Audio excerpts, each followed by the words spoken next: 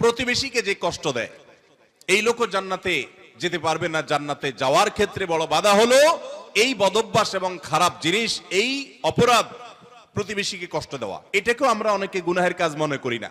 অনেক লোক আছে দেখবেন গোটা দুনিয়ার সব মানুষের সাথে তার সম্পর্ক ভালো, কিন্তু নিজের প্রতিবেশীর সাথে সম্পর্কটা কি নাই, ভালো নাই। আছে না নাই?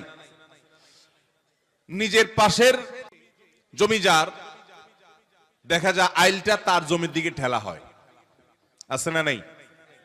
তাহলে এটা প্রতিবেশী হক আদায় হলো না হক নষ্ট হলো?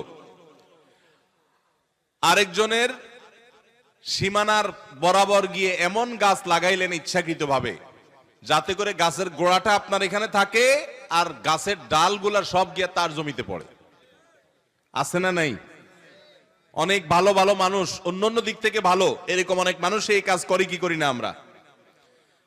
আমি নিজেই জানি যে আমার এই যে সীমানায় গাছগুলো লাগাচ্ছি, এই গাছগুলোর ছায়া পড়ে তার ফসল নষ্ট হবে, তার জায়গাতে ছায়া পড়ে থেকে অনেক ফসল হবে না, ক্ষতি হবে। তারপর আমি লাগাই, ক্ষতি করার জন্যই লাগাই যে গাছের গোড়াটা আমার থাকবে, আগাটা সব তার ঘাড়ের উপরে, তার জমির উপরে গিয়ে পড়বে, তার সীমানার উপরে গিয়ে পড়বে, ভোগ করব আমি।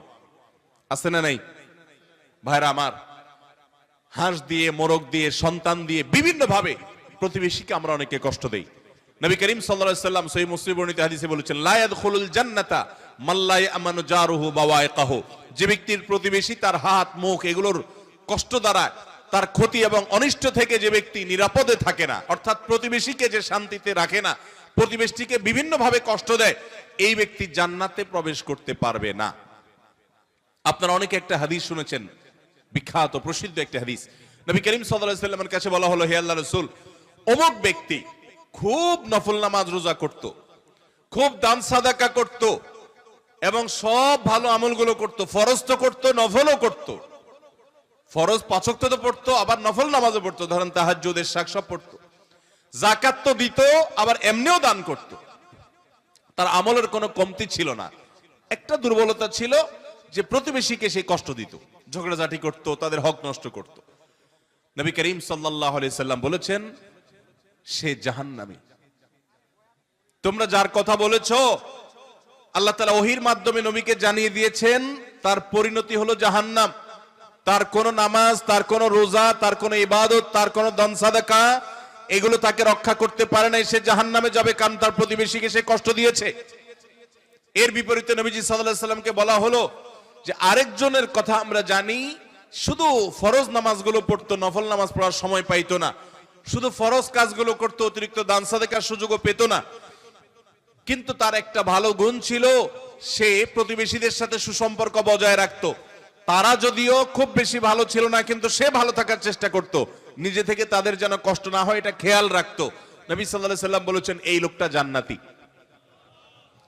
ভাইরা আমার, প্রতিবেশী যে কত বড় একটা ব্যাপার এটা আমরা বেশিরভাগ মানুষ বুঝি না।